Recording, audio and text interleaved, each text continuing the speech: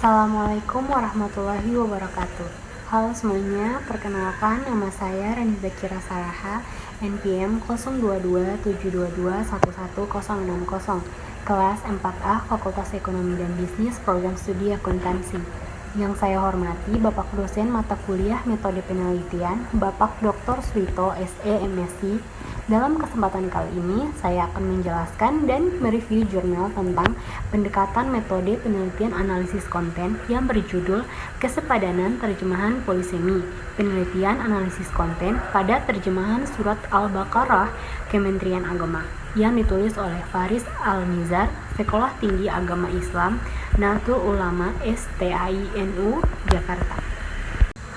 Baik, pertama saya akan menjelaskan terlebih dahulu apa itu metode penelitian analisis konten. Metode penelitian analisis konten adalah teknik penelitian kualitatif yang menggunakan pendekatan kualitatif. Dengan proses analisis konten, data yang dikumpulkan bukan berupa angka-angka, melainkan data yang berasal dari naskah, catatan lapangan, dokumen pribadi, catatan, memo, dan dokumen resmi lainnya. Analisis konten bertujuan untuk melihat pesan pada situasi yang berbeda, halayak yang berbeda, dan komunikator yang berbeda. Next, dalam melakukan metode penelitian dengan menggunakan analisis konten, tentunya ada prosedur-prosedur yang sudah saya rangkum, antara lain yaitu yang pertama, perumusan masalah, melalui dengan rumusan masalah penelitian yang spesifik. Yang kedua, pemilihan media atau sumber data, menentukan sumber data yang relevan dengan masalah penelitian. Yang ketiga, definisi operasional, yaitu menentukan unit analisis berdasarkan topik atau masalah riset yang telah ditentukan sebelumnya. Yang keempat, penelitian penyusunan kode dan mengecek reliabilitas, yaitu menggunakan coding untuk mengenali ciri-ciri utama kategori dan mengecek reliabilitasnya. Yang kelima, analisis data dan penyusunan laporan, yaitu menyusun pola, coding, dan menentukan tema-tema untuk kemudian kesimpulan. Yang keenam, penarikan kesimpulan dan verifikasi, yaitu menjawab dari rumusan masalah dan tujuan penelitian yang telah dibuat oleh peneliti. Analisis konten banyak digunakan dalam penelitian sosioantropologis, komunikasi umum, dan ilmu politik. Kelebihan dari analisis konten adalah tidak digunakan manusia dalam subjek penelitian, yang membuat penelitian relatif lebih mudah dan tidak terbentur masalah perizinan penelitian. Tetapi kekurangan dari analisis konten adalah hanya meneliti pesan yang tampak, dan sesuatu yang disembunyikan dalam pesan bisa luput dari analisis. Dan pasti tentunya dalam sebuah metode penelitian yang dipakai pastinya memiliki kelebihan dan kekurangan. Berikut ini adalah kelebihan dan kekurangan metode penelitian analisis konten. Kelebihannya yang pertama, tidak digunakan manusia dalam subjek penelitian. Metode ini tidak menggunakan manusia dalam subjek penelitian, sehingga tidak ada reaksi dari populasi atau sampel yang diteliti. Yang kedua, relatif mudah dan murah. Penelitian ini relatif mudah dan murah karena tidak perlu mengeluarkan biaya yang besar untuk pengumpulan data. Yang ketiga, mengidentifikasi pesan yang tampak, yaitu metode analisis konten bertujuan untuk mengidentifikasi pesan yang tampak dalam suatu teks yang bisa bermanfaat untuk mengetahui sifat atau komunikator atau penulis. Sedangkan kekurangannya yang pertama, hanya meneliti pesan yang tampak. Metode ini hanya meneliti pesan yang tampak. Sesuatu yang disembunyikan dalam pesan bisa luput dari analisis. Yang kedua, tidak menggali isi dan makna teks secara komprehensif. Metode analisis konten tidak menggali isi dan makna teks secara komprehensif karena hanya bertumpu pada data empirik. Yang ketiga, kritik sastra. Dominasi metode kualitatif menghambat perkembangan teori analisis tekstual kualitatif dan memunculkan ketergantungannya yang berlebihan pada kritik sastra. Untuk mengatasi kekurangan dari metode analisis konten, peneliti dapat menggunakan metode yang lain seperti analisis naratif, analisis semiotik, atau analisis framing yang dapat menutupi kekurangan ini. Selanjutnya, saya akan membahas jurnal yang menggunakan metode penelitian analisis konten yang berjudul Kesepadanan Terjemahan Polisemi. Penelitian analisis konten pada terjemahan Surat Al-Baqarah Kementerian Agama. Jurnal ini ditulis oleh Faris Al-Nizar, Sekolah Tinggi Agama Islam Nadatul Ulama atau STAINU, Jakarta. Saya telah merangkum isi jurnal tersebut. Yang pertama, ada pendahuluan. Artikel ini akan membahas kesepadanan terjemahan polisemi dalam surat Al-Baqarah versi Kementerian Agama. Polisemi merupakan salah satu fenomena bahasa yang terdapat dalam Al-Quran yang memerlukan penggunaan khusus dalam penerjemahan. Terjemahan polisemi perlu memenuhi prinsip kesetaraan makna agar pesan asli Al-Quran tersampaikan dengan baik. Yang kedua, metode dan prosedur penelitian. Penelitian ini menggunakan metode analisis isi dengan pendekatan kualitatif. Data primer berupa hasil terjemahan surat Al-Baqarah dari Kementerian Agama, khususnya ayat-ayat yang mengandung polisemi. Data sekunder berupa kitab-kitab tafsir seperti Jami' al-Bayan dan Fakhar al-Razi. Analisis dilakukan dengan menguraikan bentuk-bentuk polisemi, prosedur penerjemahan, dan kesepadanan artinya.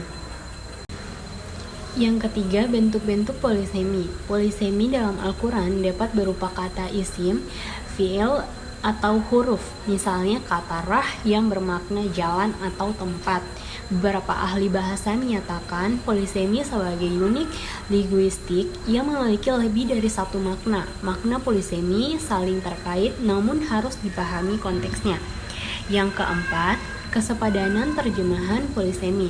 Hasil penelitian menunjukkan terjemahan polisemi Kementerian Agama berjenis kesetaraan makna. Namun, terkadang penerjemah cenderung memilih makna referensial padahal konteks mengacu pada makna sekunder.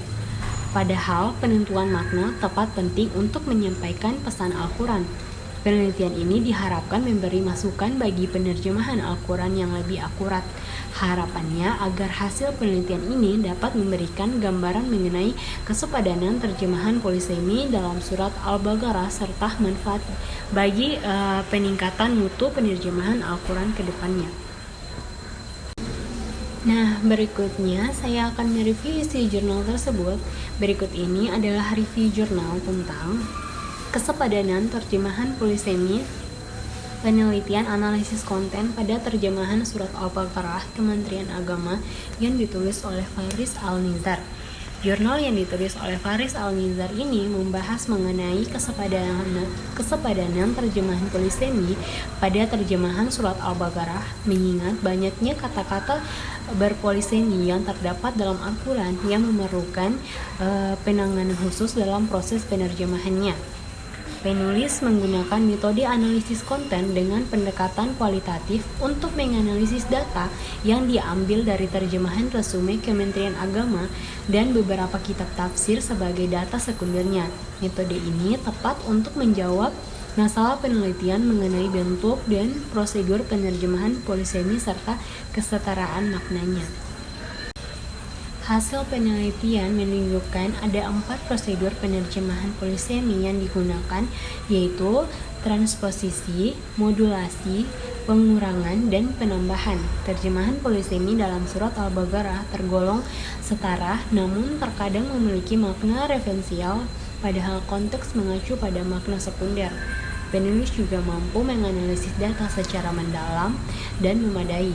Keterbatasannya adalah hanya fokus pada satu surat saja. Saran ke depan adalah memperluas cakupan analisis ke surat-surat lain.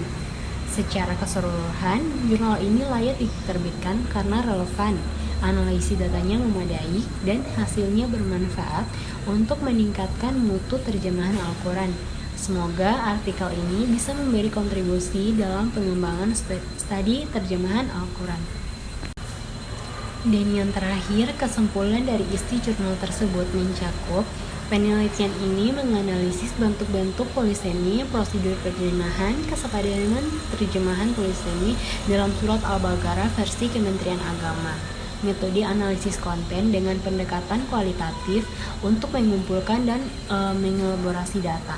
Hasilnya menunjukkan terdapat 12 kata polisemi dalam surat tersebut yang berbentuk nomina, verbal, dan partikel.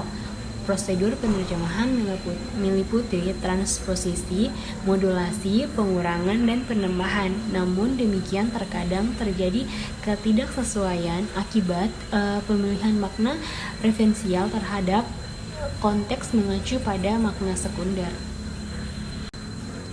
Secara umum, terjemahan polisemi dalam surat Al-Baqarah telah memperhatikan aspek kesetaraan makna meski masih perlu perbaikan.